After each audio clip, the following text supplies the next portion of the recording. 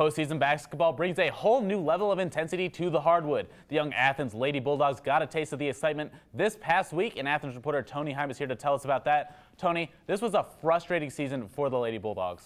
Yeah, Sean. Athens lost virtually everyone from last season's TVC Ohio Championship. The Lady Bulldogs only brought back 2 full-time varsity players, and they even lost their coach.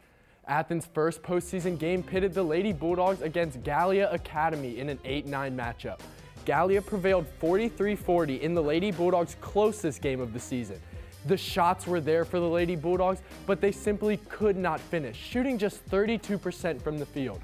The senior trio of Taylor Gregory, Alexis McCollum, and Sophie Miller fought like Bulldogs in their last game, combining for 26 of Athens' 40 points. But it just wasn't enough to advance. So they finished their season at 5-16 with a first-round exit, yet Coach McNeil had nothing but praise for this team. So what about this team is so special in his eyes? McNeil actually said that he would not trade this team for any other team that he's had. He noted how the seniors, who had so much success their first 3 seasons, made a point to teach the younger players the Athens way.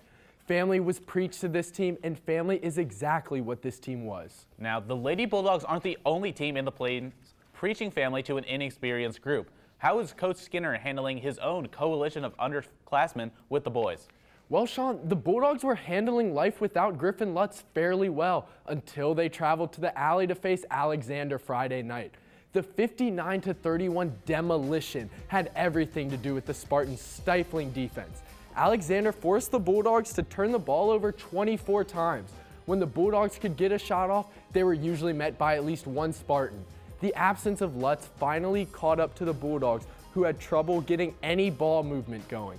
Dalton Cozart tried his best, but the combo of Seth Richardson and Kyle Howard was simply too much for the young guard.